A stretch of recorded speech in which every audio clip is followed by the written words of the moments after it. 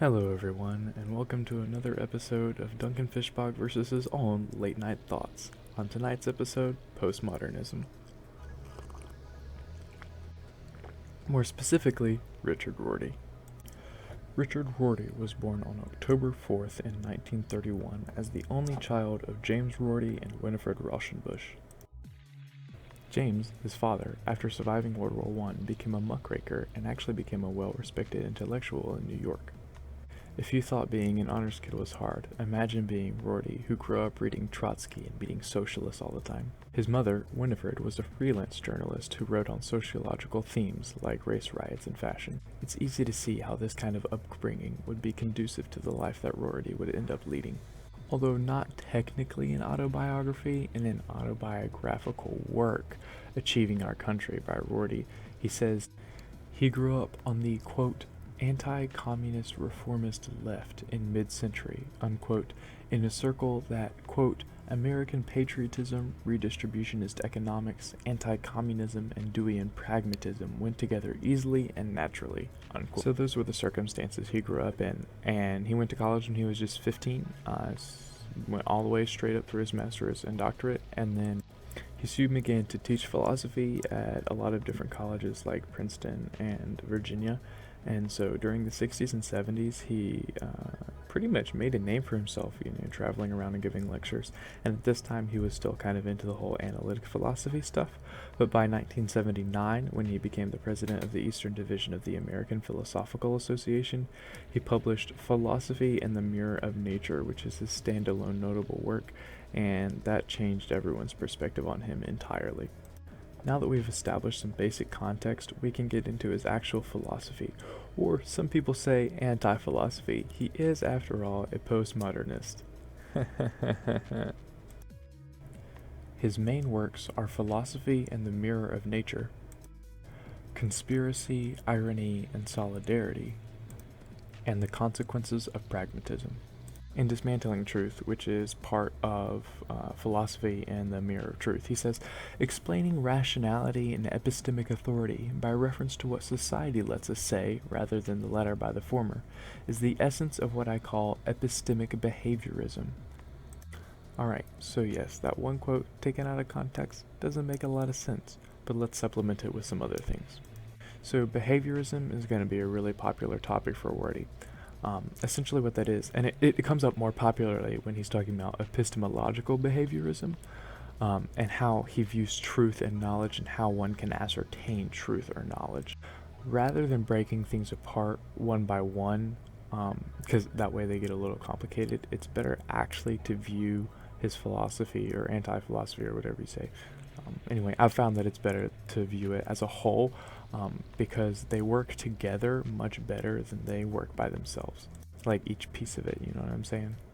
So in the very beginning, in the introduction to Consequences of Pragmatism, he says, this theory says that truth is not the sort of thing one should expect to have a philosophically interesting theory about. For pragmatists, truth is just the name of a property which all true statements share.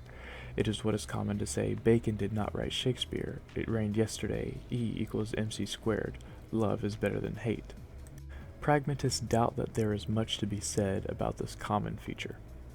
So to round off this whole idea and actually build a single coherent philosophy, in Contingency, Irony, and Solidarity, he says, the world does not speak, only we do. The world can, once we have programmed ourselves with a language, cause us to hold beliefs, but it cannot propose a language for us to speak. Only other human beings can do that. So the source texts actually go a lot deeper, they're a lot more confusing, but we'll try to keep it simple for now. So his basic axiomata are that language is a tool, truth is usefulness of that tool, and reality is not independent. So what is this epistemological behaviorism? What does that even mean, right? So by definition, it's the belief that any vocabulary is optional and mutable. What does that mean? I found it to be most easily understood in light of the correspondence theory, which says that a sentence can only be true if it describes what is really the case in the world. So like, a sentence that corresponds with reality is true. That's correspondence theory. So Rorty takes this whole idea of truth, just throws it straight out the window. He says the reality of the world is not grouped or like pre-packaged, and instead it's language that's making these groupings, and humanity projects these groupings on the world. And this goes back to the epistemological behaviorism, that any vocabulary is optional and mutable. His end point, though, is that truth is not this objective ideal to which all philosophy should aspire. It's just a value that we can assign to things, like this statement is true doesn't really mean much philosophically. Reality, therefore, is dependent on the structure of our language that we use. So he says, like, political theorists and scientists and philosophers, depending on how we define and view the world, how we structure it with our language, depends on how we view truth and how we assess that truth. So that's how you get to postmodernism, with this whole truth is a social construct kind of idea. And of course that's drawn lots of critics. So Bjorn Ramberg is a man who works for Stanford and actually wrote a piece about Rorty's critics that I found extremely helpful. He says, quote, Rorty's conservationalist view of truth and knowledge leaves us entirely unable to account for the notion that a reasonable view of how things are is a view suitably constrained by how the world actually is. This criticism is leveled against Rorty not only from the standpoint of metaphysical and scientific realist views of the sort that, Rorty hopes will soon be extinct, but it is also expressed by thinkers who have some sympathy with Rorty's historicist view of intellectual progress. So we see not only do traditional modernists have a problem with Rorty, but a lot of people that sympathize with him end up looking at his view on truth and construction, and they're like, I don't know about that. That doesn't make a lot of sense. It seems that he's not as popular as some of the other great thinkers.